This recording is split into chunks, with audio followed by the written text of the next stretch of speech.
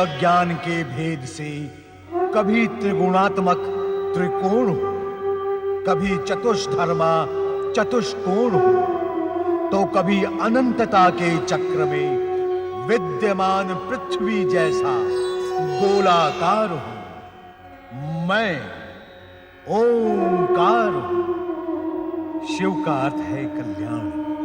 कल्याण प्रदान करने वाले परात्पर पर ब्रह्म परमेश्वर शिव के कल्याण स्वरूप की उपासना सिद्ध साधकों, सर्वसाधारण आस्तिक जनों के लिए परम मंगलमय, कल्याणकारी एवं सर्वश्रेष्ठ है। भगवान शिव समस्त देवों के भी पूजनीय हैं। इसी कारण उन्हें देवाधिदेव महादेव कहा जाता है। अजन्मे, अनंत, अलौकिक, अविनाशी, अद्वितीय विश्वेश्वर शिव ही अनाथों के नाथ विश्वनाथ है। ओम नमः शिवाय। ओम नमः शिवाय।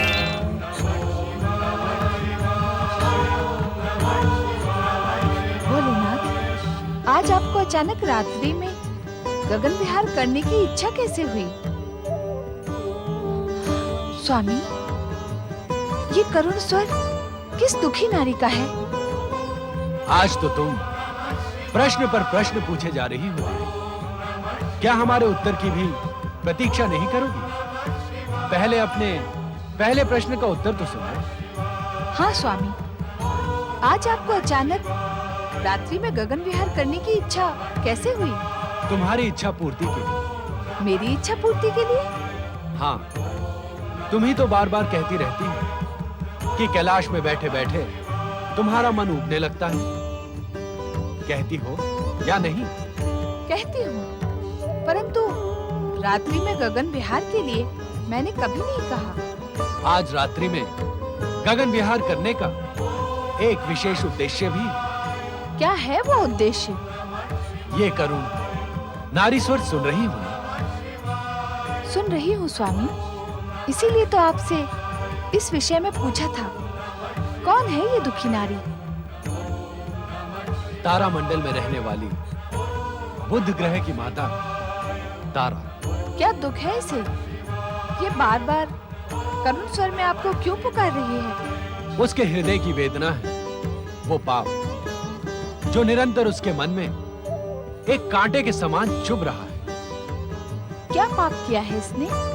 वो तो तुम्हें कुछ ही समय के पश्चात स्वयं ज्ञात हो जाएगा। इस समय तारा मंडल में रहकर एक साध्वी का जीवन व्यतीत कर रही है।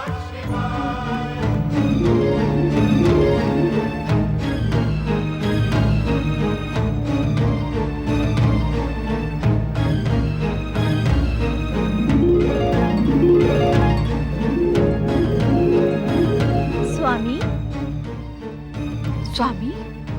अचानक आपके मस्तक से चंद्रदेव अदृश्य क्यों हो गए? उत्तर दे स्वामी। चंद्रदेव ने पहले तो कभी ऐसा नहीं किया था, आज उन्हें क्या हुआ? सब कुछ अभी ज्ञात करने की इच्छुक हो।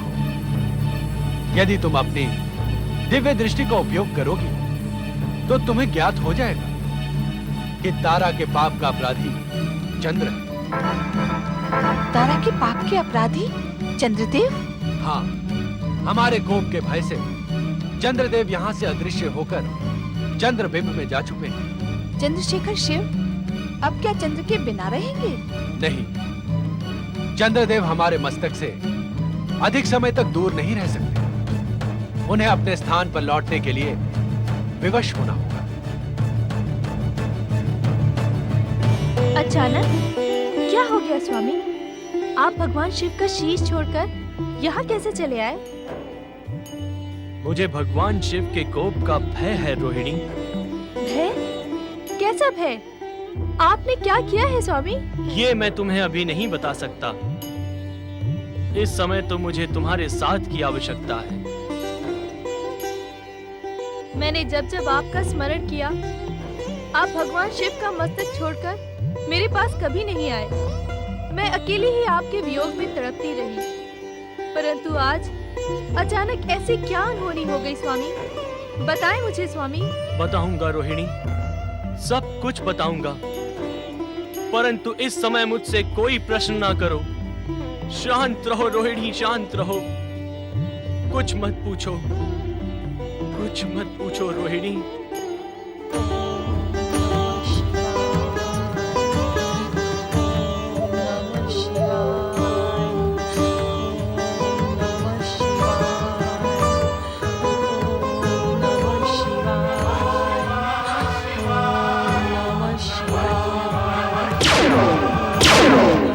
माता, तुम्हारी ये करुण पुकार मेरे हृदय को बींध रही है। बताओ माता, क्या दुख है तुम्हें? पुत्र बुद्ध, हाँ माता, बताओ मुझे, तुम्हारा ये दुख दूर करने के लिए मैं क्या कर सकता हूं?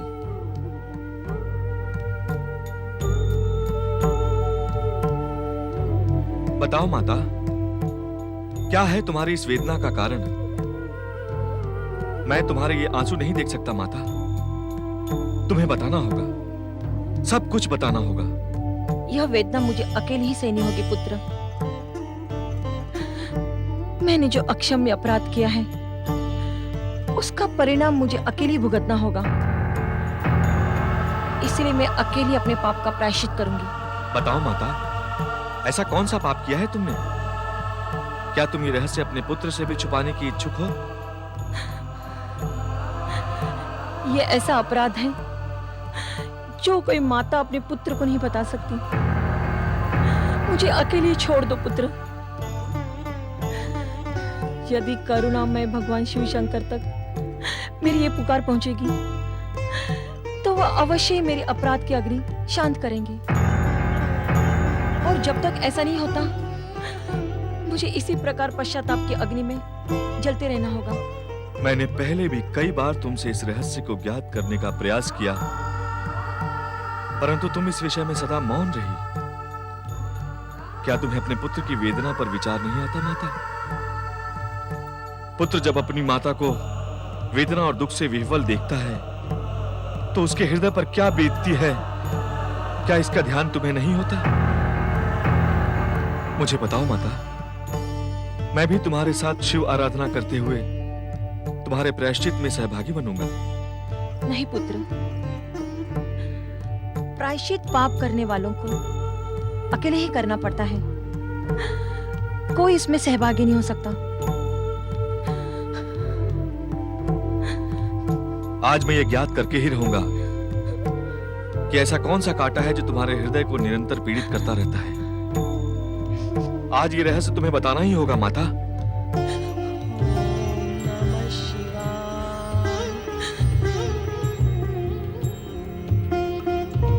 तारा का करुण स्वर अचानक थम क्यों गया स्वामी? ये जानने के लिए हमें स्वयं तारा के पास जाना होगा। हमें उसकी करुण पुकार का उत्तर भी तो देना है देवी। तो चले स्वामी, तारा की करुण कथा सुनने के लिए मैं व्यग्र हो रही हूँ। चलो देवी। तुम्हारा दुख दूर करने के लिए मैं अपने प्राण भी देने को प्रस्तुत हूँ माता। कृपा करके मुझे उस सत्य का ज्ञान कराओ जिसे अब तक आपने अपने आंसुओं में छुपा रखा है।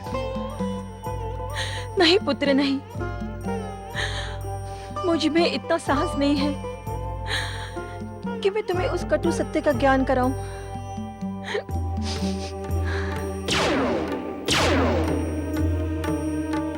तारा, माता, माता, मुझे इस पाप बंधन से मुक्त करो माता। मैं ये यातना अब और सहन नहीं कर सकती।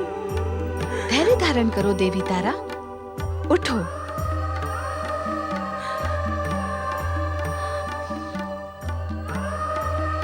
हम दोनों तुम्हारा दुख दूर करने के लिए ही यहाँ प्रकट हुए हैं।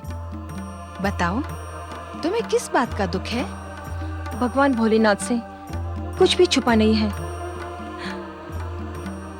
माता, मैंने अपने पति के विरुद्ध ऐसा घोर पाप किया है जिसका कोई प्रायश्चित नहीं है। यही पाप मेरे हृदय में कांटे के समान मुझे बार बार पीड़ित करता रहता है। देवी तारा, संसार में ऐसा कोई पाप नहीं जिसके प्रायश्चित का विधान न हो। तुम्हारे इस पाप में तुम अकेली नहीं थी। हमारे द्वारा बार बार रक्षित होने वाले, हमारे शीश की शोभा बढ़ाने वाले चंद्रदेव भी तुम्हारे साथ इस पाप में सम्मिलित थे।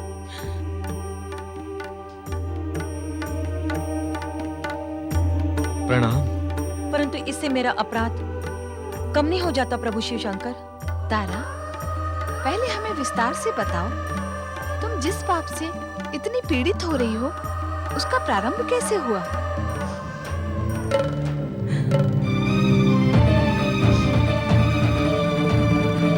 तारा, देवी पार्वती को वो सब कुछ बता दो। पाप को प्रकाशित करने से पाप का अंधेरा कुछ कम हो जाता है, हृदय का भार हल्का हो जाता है। जब अत्रि अनसुया का पुत्र सुकुमार चंद्र मेरे स्वामी बृहस्पति के पास शिक्षा ग्रहण करने आया, तो प्रथम दृष्टि में मेरा चंचल मन चंद्र की सौंदर्य की ओर आकर्षित हो गया। चंद्र तो चंचल था ही, और उसका मन भी मेरे रूप में उलझ गया। और ओम नमः शिवाय। ओम नमः शिवाय। प्रणाम गुरुदेव। ओम नमः शिवाय। प्रणाम प्राणनाथ। ओम नमः शिवाय। ओम नमः शिवाय। ओम नमः शिवाय।